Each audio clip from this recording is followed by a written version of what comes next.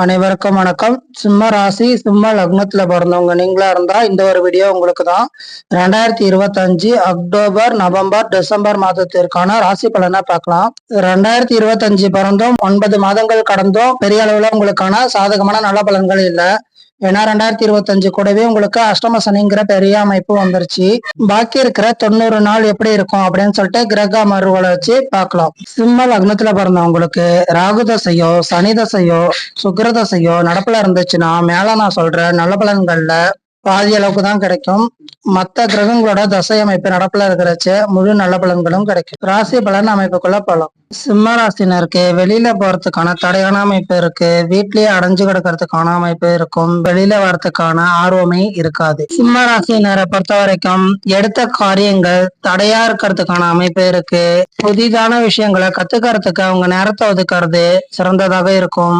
தூர இடங்களுக்கு போறதுக்கான ஆர்வம் இருக்காது. வீட்லயே இருக்கிறதான் பிடிச்சிருக்கும். மற்ற ராசினரை காட்டிலும் மொபைல் அதிகமா யூஸ் பண்ணி அவங்க நேரத்தை வேஸ்ட் ஆக்கிக்கிட்டு இருப்பாங்க. சிம்ம ராசினருக்கு அவங்களோட அப்பா அம்மா ஆரோக்கிய குறைபாடு ஏற்படும், மருத்துவ செலவும் ஏற்படுறதுக்கான அமைப்பு இருக்கு. சிம்ம ராசியை பொறுத்த வரைக்கும் எல்லாரும் ஆகா ஓகோன்னு சொன்னாலும் ரொம்ப நாளா குழந்தை இல்லாத தம்பதியினருக்கு குழந்தைக்கான அமைப்புக்கு தடையான அமைப்பு தான் நீடிக்குது. திருமணத்துக்கான தடையான அமைப்பும் இருக்கதான் செய்யுது. சிம்ம ராசியை பொறுத்த வரைக்கும் சாதகமற்ற தன்மையே அதிகமா இருக்கு. 7ஆம் பாகத்தோட ராகு தொடர்பு திருமண தடையை ஏற்படுத்துறதுக்கான அமைப்பு இருக்கிறது. குருவோட அமைப்பை பார்த்தோம்னா ரொம்ப நாள் குழந்தை இல்லாத தம்பதியினருக்கு குழந்தைக்கான அமைப்பும் சற்று தாமதமான அமைப்புல தான் இருக்கு. குழந்தை ஜனிக்கிறதுக்கான அமைப்பும் சற்று தாமதமா தான் இருக்கு. இந்த 3 மாதங்கள் தடையான அமைப்புல இருக்கு. வேலை பார்க்கறவங்களுக்கு உழைப்புக்கேற்ற ஊதியம் கிடைக்காத அமைப்பு இருக்கிறது. சிம்மராசியை பொறுத்த வரைக்கும் எல்லாம் ப்ராக்ரஸ்ல தான் இருக்கும். சாதகமான பலன் உங்க கைக்கு வந்து சேராது. ப்ரமோஷனுக்கான உங்க பேர் பரிந்துரைக்கப்பட்ட அமைப்புல இருக்கும். ஆனா ப்ரமோஷன் கிடைக்காது. சுப கடன் வாங்கறதுக்கான அமைப்பு இருக்கும். சொந்தங்களுக்கு செலவு பண்றதுக்கான அமைப்பு இருக்கும். ரொம்ப நாள் பார்க்காத சொந்தங்களை பார்க்கறதுக்கான அமைப்பு இருக்கும்.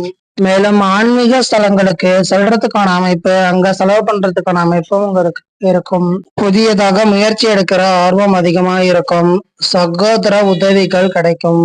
சகோதர வழியில உங்களுக்கு பெரும் உதவி கிடைக்கும். அடிக்கடி உங்களோட உறவினர்களை சந்திக்கிறதுக்கான அமைப்பும் இருக்கும். சிம்மராசியை பொறுத்த வரைக்கும் தன குறைபாடு ஏற்படுறதுக்கான அமைப்பு இருக்கு. புதியதாக கடன் வாங்கறதுக்கான சூழல் உருவாகும். எடுத்த காரியங்கள் பாதியிலேயே தடப்பட்டு நிற்கும். வீட்டுல சுப காரியங்கள் எதுவும் நடக்காத தன்மையில இருக்கும். இது எல்லாத்துக்கும் காரணம் என்னன்னு பார்த்தோம்னா அஷ்டம சனி அப்படிங்கிற இருள் தன்மை. இதோட அமைப்பை பார்த்தோம்னா மக நட்சத்திரத்துக்கு இந்த அமைப்புல கொஞ்சம் டஃபா இருக்கும். இந்த 3 மாச அளவுல சொன்ன வார்த்தையை காப்பாற்ற முடியாத தன்மை இருக்கும். திருமணம் சம்பந்தப்பட்ட விஷயத்துக்கு நல்ல பலன் சொல்றதுக்கு இல்ல. திருமணம் தடையான அமைப்புல தான் இருக்கும். இந்த 3 மாதத்திற்கு திருமண தடை, அரசு வேலை கிடைக்கிறதுக்கான தடையான அமைப்பு இருக்கும். நிரந்தர வேலை இல்லாத அமைப்பு இதுதான் மேலோங்கி இருக்கும். 100க்கு 75% உங்களுக்கு நெகட்டிவான அமைப்பு தான் நடந்துகிட்டு இருக்கு. 25% தான் சாதகமான அமைப்பு இருக்கும். அதுவும் தசாபுக்தி அடிப்படையில. 7ஆம் பாகவ ராகு தொடர்பு திருமண தடை ஏற்படுத்துற அமைப்புல இருக்கு. சனியோட அமைப்பு 2ஆம் இடத்தை தொடர்பு கொண்டு தன குறைபாடு, குடும்பத்துல பிரச்சனை, குடும்பத்துல நிம்மதி இல்லாத தன்மை, குடும்பத்துல எந்தவித சுப காரியங்களும் நடக்கிறதுக்கு தடையான அமைப்பை ஏற்படுத்துற அமைப்புல இருக்கு. சொன்ன வார்த்தையை காப்பாற்ற முடியாத தன்மையை ஏற்படுத்துற அமைப்புல இருக்கு. சொந்தங்கள் மத்தியில உங்களை ஒதுக்கி வச்சு பார்க்கறதுக்கான அமைப்பு இருக்கு.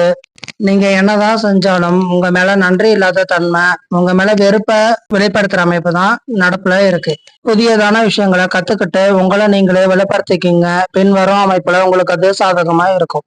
உங்களுக்கான பரிகாரம்னு சொல்லி பார்த்தோம்னா நீங்க சிவப்பு நிறத்தை அதிகமா பயன்படுத்துங்க.